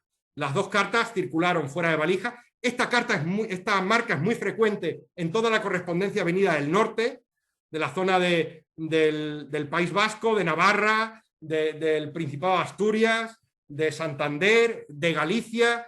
Es muy corriente, ¿no? Y bueno, ¿por qué la cruz? Y estamos terminando. Bien, aquí vemos las diferentes marcas con cruces que hemos encontrado, salvo la correspondencia dirigida al tal Airoldo, que es la que lleva un monograma. Todos los demás son cruces, son diferentes cruces, cruz griega equibracial, cruz de Jerusalén. He establecido su similitud con elementos reales donde también aparecían, ¿no? Esta es la planta de una iglesia de planta griega, esto es una moneda medieval, la cruz de San Andrés en el martirio del santo, etcétera, ¿no? La cruz de Malta, la de Santiago, y después la rosa, esa pétala, que aunque no lo parezca, es un símbolo religioso. Viene a reproducir lo que es la reencarnación de Cristo en lo que es el universo, y bueno, tiene una simbología también mística o esotérica que no viene al caso, pero por supuesto es religiosa. Aparece en los dinteles de las puertas de las casas, exactamente como las marcas de mercaderes aparecen ahí. ¿Por qué? Es un símbolo de invocación a la protección divina. ¿Y qué protección divina se está invocando si no es a la protección de la conducción de la correspondencia para que llegue felizmente a su destino? Esa es la razón de que se establezcan en las marcas de mercaderes generalmente diferentes cruces con distintos trazos. Lo que pedían era congraciarse con la providencia, con la divinidad, para que condujera con éxito la carta a su destino. Al igual que en este caso vemos las marcas puestas en los dinteles de las cartas de las casas para invocar la protección sobre los que viven en ella o los que traspasen su umbral, ¿no? También vemos que estas cruces son muy corrientes en cualquier carta de la época, hasta el siglo XIX, incluso hasta ya el siglo XX, se solía marcar con una cruz en la parte superior de la carta. Aquí vemos diferentes, aquí vemos la firma de un personaje también con una carta con cuatro puntos que se correspondería con esa cruz de Jerusalén. La cruz del 4, que es uno de los grandes misterios de las marcas de mercaderes, aquí la vemos en un sello de cuño. No se sabe muy bien qué significa este 4, pero es muy habitual en estas cartas de mercaderes. Puede invocar lo que es el crismón, la P del crismón, de la inicial de Cristo en griego. Y bueno, es muy frecuente que estas cartas se encabecen con el signo de la cruz antes de poner las señas del sobrescrito, precisamente para pedir la protección y la bendición divina. Y aquí vemos que también tendrán un carácter de rúbrica. Yo cuando le preguntaba a este profesor de universidad sobre el sentido de las cruces y por qué se hacen unas marcas tan sencillas, por qué no se utilizan unas marcas más elaboradas, me decían, no hay que darles más vueltas. Igual que la rúbrica de una firma, de la tuya o la de cualquiera, no obedece a nada en particular, sino al trazo que nos sale, así se hacía exactamente con las marcas de mercaderes. La verdad es que es más fácil corroborar el sello de una carta con una marca con barras, con trazos, que una marca que esté excesivamente perfilada. Con lo cual, ¿qué hará esta marca de mercaderes en el dorso de las cubiertas de los sobrescritos? Barrar, corroborar que se ha ejecutado correctamente el servicio de encaminamiento de la correspondencia. Y el último de los enigmas al que nos enfrentamos. ¿Qué son esos guarismos en los dorsos de los sobrescritos que aparecen solo en algunas, generalmente en las cartas remitidas a Madrid? Pues bueno, aquí encontramos diferentes de ellas. Aquí vemos un 53, un 177 y un 174. curiosamente parece así a ojo que están hechas con el mismo trazo, son muy similares la forma en la que están expresados los guarismos y coinciden con la marca. No van al mismo lugar. En este caso van al tal Francisco de Alonso de Rueda, en estos dos, pero aquí va al Marqués de la Torre del Fresno. No tienen absolutamente nada que ver el uno con el otro. Sin embargo, tienen probablemente hechas de la misma mano una numeración de guarismo en el dorso. Lo mismo ocurre con estas otras. Siguen el mismo patrón. Es la misma marca, dirigidas cada una de ellas a un destinatario diferente, pero a mí se me antoja, fijaos en el 7, es poco de lo que coincide, el 5 sí que plantea entre este y este sí, pero este ya alguna diferencia, pero bueno, yo creo que son bastante similares, pudieron estar hechas del mismo trazo, las hizo la misma persona, están estrechamente relacionadas con las marcas. Y por último, las cartas dirigidas por el conde de Alcaudete desde Austria, van dirigidas a diferentes personas también, al marqués de Tábora y al marqués de Villada, son diferentes personas, pero se recogieron en el mismo sitio. Aquí vemos los trazos son muy similares entre ellos. Bien, yo tenía claro que esto estaba muy relacionado con la estampación de las marcas, pero ¿qué sentido podían tener? Bueno, pues casualmente di con este fragmento de un libro escrito en el siglo XVI. El libro se titula Viaje de Turquía, de Pedro de Urdemalas. Es lo que se llama una novela de viajes, en el que un tal Pedro de Urdemalas pues les cuenta en el transcurso de una peregrinación por el Camino de Santiago a dos compañeros que son un poco truanes, Juan, devoto a Dios, y Mátalas callando, les va contando sus peripecias y todo lo que ha conocido en el trayecto desde Turquía hasta Madrid, hasta España, ¿no? Les va contando las novedades, las cosas como se hacen en unos sitios o en otros, y les habla de un tipo de transporte de correspondencia que se llama percachos. Le cuenta lo que son los percachos. En España no se dieron los percachos. Los percachos es un correo de mercaderes, pero bajo la jurisdicción del correo mayor, es decir, los correos mayores en Italia, que dependían también de los taxis, sobre todo en Milán, Nápoles, el correo de Roma, hacían circular percachos, que eran convoyes de mercancía donde también se llevaba correspondencia. Aunque los correos mayores de España trataron de hacerse con el monopolio de los arrieros, no se permitió. En España no se llevaron a cabo los percachos, pero en Italia sí. El caso es que cuando habla de los percachos y está explicando pues, cómo son las jornadas y que son convoyes muy largos con mercancías y con correspondencia, le dice el tal Juan: grande trabajo será dar tantas cartas en una ciudad como Nápoles o Roma. Y le responde Pedro: el mayor descanso del mundo, porque se hace con gran orden y todas las cosas bien ordenadas son fáciles de hacer.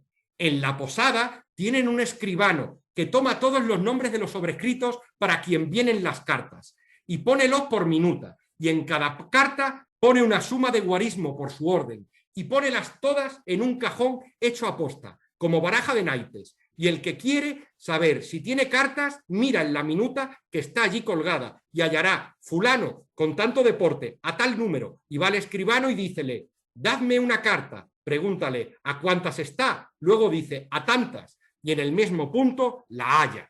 Y le responde Mata: en fin, acá todos somos bestias y en todas las habilidades nos exceden todas las naciones extranjeras. Dadme por amor de mí, en España toda cuan grande es una cosa tan bien ordenada.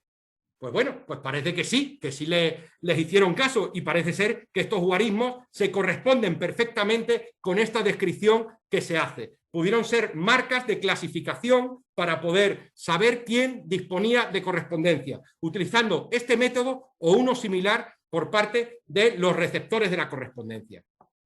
Aquí vemos que todos los guarismos, todas las cifras, aquí vemos la carta cerrada y al dorso, vemos que en todos los casos se encuentra muy pegada a uno de los extremos del cierre de la carta.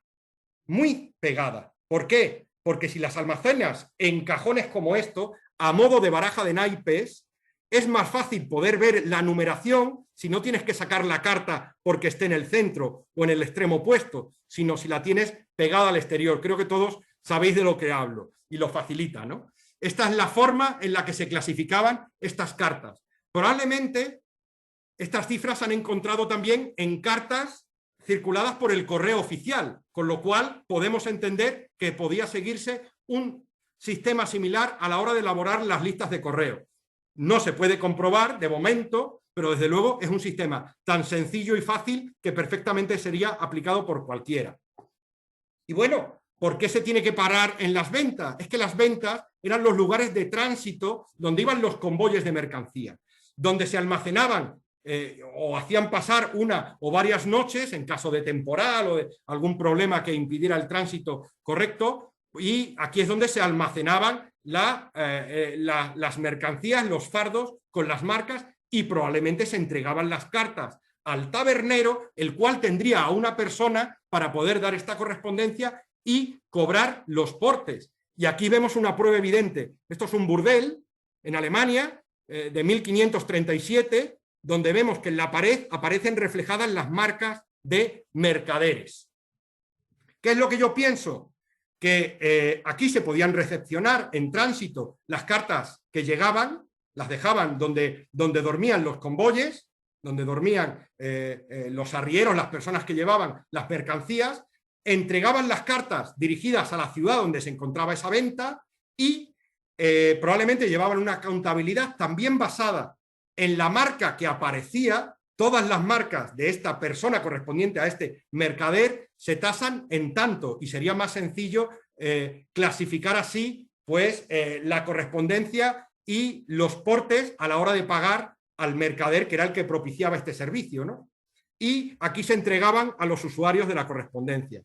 Aquí vemos una entrada también de una posada. Aquí narran un milagro de San Nicolás, no viene al caso, la resurrección de 3 jóvenes que fueron descortizados y metidos en unas tinajas en salazón, y la escena de este milagro tiene lugar a la entrada de una posada, y casualmente vemos en la puerta de la posada las marcas para diferenciar la mercancía llegada por los mercaderes. Estamos hablando de mediados del siglo XV, donde ya se dejaban directamente en estos lugares, y que probablemente se tenía el mismo sistema para la correspondencia despachada. El correo de mercaderes verá su declive a mediados del siglo XVIII, que será cuando se implementen con más seriedad todas las medidas en contra de la correspondencia fuera de valija, en el momento en el que se empezará a validar la correspondencia llevada por personajes privados, por propios, incluso por mercaderes, pero dentro de la propia red del correo, pagando una tasa. En estos casos, pues, evidentemente, pues no les interesará a estos mercaderes proseguir con este sistema, y muy probablemente pues coincidan precisamente en la aplicación de las medidas de la correspondencia fuera de valija y de fraude a mediados del siglo XVIII, y será en esa fecha, en la década de los 40, cuando cesará el correo de comerciantes. Aquí vemos diferentes disposiciones que lo marcan, pero bueno, yo más bien que porque fuera perseguido la correspondencia de fuera de valija, mi conclusión es porque este correo mutó, cambió. El correo de mercaderes se ajustaba simplemente a una funcionalidad. Ningún mercader comía exclusivamente de lo que percibía por el traslado de correspondencia, sino de sus negocios de mercancía, y en el momento en el que se agilizó y se optimizó el correo oficial, pues ya no había necesidad. Los usuarios ya no tenían necesidad, se habían abaratado los portes, cada vez se llegaba más lejos con el correo, ya había 2 despachos semanales y no 1, pero bueno, en diversas circunstancias seguirá existiendo este correo de mercaderes exactamente igual que como el que hemos encontrado, y estamos hablando de las cartas encaminadas entre países que no tienen convenio postal. Y aquí vemos un ejemplo de una carta circulada de La Habana y Cádiz en 1856, encaminada en Cuba por José Pastor y compañía, y consignada en la oficina de Zulueta y compañía de Londres. Es decir, y aquí vemos el signum mercatoris, tanto de Zulueta y compañía como de José Pastor y compañía. Y después su tránsito a través del correo francés mediante el correo oficial. Y por supuesto el correo de mercaderes siguió perviviendo a través de los cosarios gaditanos, que seguirían prestando estos mismos servicios que desde 300 años antes se venían haciendo con total regularidad por parte de los arrieros. ¿El correo de los cosarios es fuera de valija? No, no es fuera de valija. Es un correo perfectamente autorizado por la administración, no es objeto de esta conferencia, con lo cual eso lo dejaremos para otro momento. Y bueno, aunque aquí os he lanzado una propuesta de interpretación de estas marcas, sí que tenemos una serie de retos para el futuro a la hora de implementar toda la información posible sobre este tipo de correspondencia. Nos toca identificar nuevas marcas de mercaderes no catalogadas, que estoy seguro de que existirán muchísimas, relacionar las marcas conocidas con las casas comerciales a las que pertenecen, un reto interesantísimo e importantísimo, conocer el lugar en el que fueron estampadas las marcas, podría ser fácilmente en destino, pero teniendo en cuenta que las casas comerciales tenían filiales, tenían sedes en diferentes ciudades, podrían haber sido marcadas en cualquier ciudad, porque todas dispondrían de la misma marca de mercader. Es decir, podemos pensar que una está estampada la marca en Madrid, cuando en realidad está en Londres, o en París, porque pertenecen a la misma casa y contaban con los cuños en todas las filiales, ¿no? Establecer las redes comerciales y las rutas por las que circularon las cartas, que por supuesto no eran necesariamente las mismas que las del correo oficial, y por supuesto calcular los porteos para la correspondencia del correo de mercaderes, que estoy seguro de que siguieron unos criterios caprichosos y cambiantes, puesto que era un negocio privado, al margen del correo oficial, era ilegal, aunque estaba tácitamente permitido por las autoridades, como hemos visto en el caso del recurso impuesto por Pedro de Balda, y que esos porteos pues se harían en función pues del interés o de la coyuntura sociopolítica o bélica del momento que hiciera más o menos importante la utilización de ese servicio. Decir ya para el final, y he venido aquí a hablar de mi libro, como diría Francisco Umbral, en que todas las conclusiones mucho más ampliadas, así como un amplio abanico de cartas muchísimo mayor que el que he puesto de aquí y más, explicado en más detalle, lo he publicado en una pequeña monografía que en las próximas semanas confío en que vea la luz, editado por mi propia asociación filatélica, y que os invito a que adquiráis para poder documentaros más profusamente sobre este tema que creo que es tan importante y fundamental para conocer nuestra historia postal, que no solamente se ciñe a la historia del correo oficial, sino a esas alternativas privadas del transporte de correspondencia que tan importantes, quizá igual que la del correo oficial, fueron en los siglos pretéritos.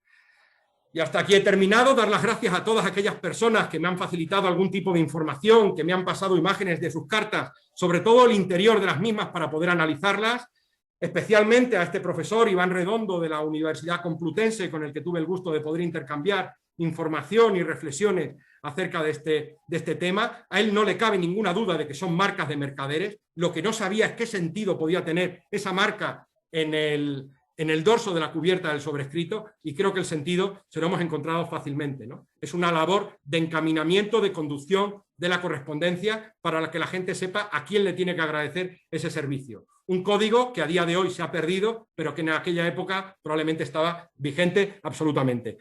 Muchísimas gracias por vuestra atención y siento haberles malogrado tanto, pero ya avisé desde el principio. Muchas gracias a todos.